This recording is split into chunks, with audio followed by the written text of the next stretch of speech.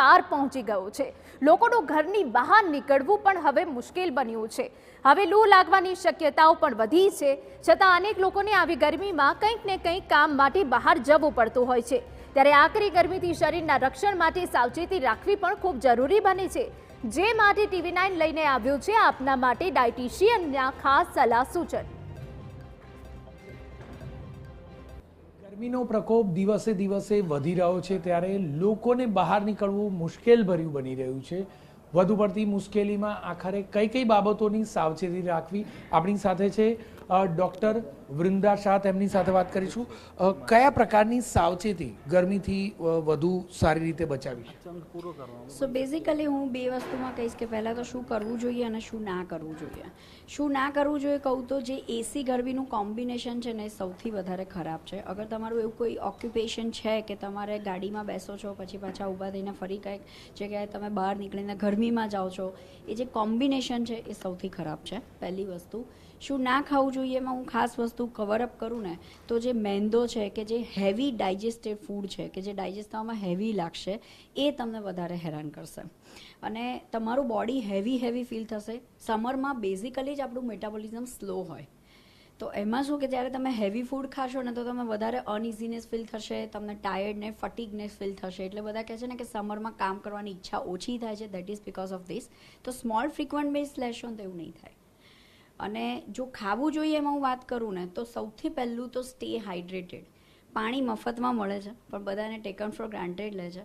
પાણી પીવો। હું મારા પેશન્ટ્સને ઓલવેઝ કહું છું કે દવાની જેમ પ્રિસ્ક્રિપ્શન સમજીને પાણી તમે પીવો, ગણીને પાણી પીવો તો તમને ખબર પડે તમારો ગોલ કેટલો પૂરો કરવાનો બાકી છે।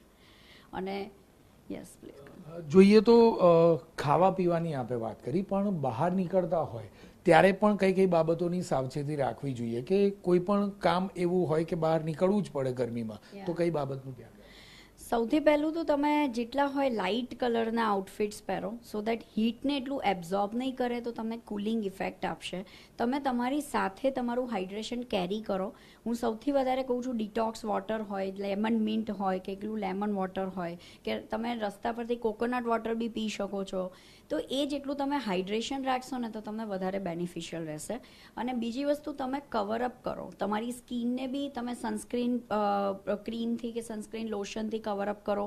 તમારા તમારા જે આઉટફિટ્સ છે એનાથી બી મેક્સિમમ કવરઅપ કરો। ફૂલ સ્લીવના કપડાં પહેરો તો વધારે બેટર રહેશે તમને। ખાસ તો લૂ લાગી જાય તો કઈ બાબતની સાવચેતી શરૂઆતના તબક્કે જ રાખવી જોઈએ? સૌથી પહેલાં તો તમે સેમી સોલિડ ડાયટ પર જશો, બિકોઝ લાઈક ખીચડી છે, ગેશ છે, ચોખાની કણકીની કે ભાત છે। સૌથી બેસ્ટ અમારું ડાયટિશિયનનું ફેવરેટ હોય છે કર્ડ બટર મિલ્ક, રાઈટ। એ પ્રોબાયોટિક છે, તમારું ડાયજેશનને સારું કરશે। પ્રોબાયોટિક્સ અત્યારે ખાસ જરૂર હોય છે। એવું કહેવાય છે કે ડાયટિશિયન્સનું ચાલે તો સમરમાં કર્ડ બટર મિલ્ક પર જ જીવડાવે। પછી કકમ્બર છે, ટમેટો છે, મેલન્સ છે, વોટરમેલન છે કે ટેટી છે, તમે મેંગો છે, કિંગ ઓફ હર્બ્સ એ વધારે લો। અને જો લૂ લાગી જાય તો એના પછી અનિયન છે, તમને જો તમે અલાઉડ હોય તમારા રિલિજનમાં તો અનિયન તમને વધારે કુલિંગ ઇફેક્ટ આવશે, બિકોઝ એની અંદર ક્વિસિટિન કરીને ફાઇટોન્યુટ્રિયન્ટ છે અને સલ્ફર કમ્પાઉન્ડ છે કે જે તમને કુલિંગ ઇફેક્ટ આવશે। પ્લસ અનિયનની અંદર સોડિયમ, પોટેશિયમ, ઇલેક્ટ્રોલાઇટ્સ બી સારા એવા પ્રમાણમાં છે।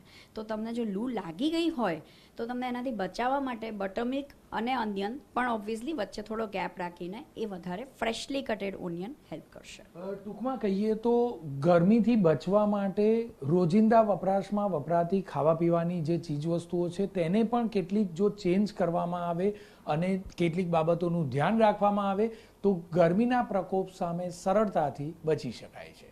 કેમેરામેન મનીષ ત્રિવેદી સાથે જિગ્નેશ પટેલ, TV9 અમદાવાદ। સમાચાર મોરબીમાંથી મળી રહ્યા છે કે જ્યાં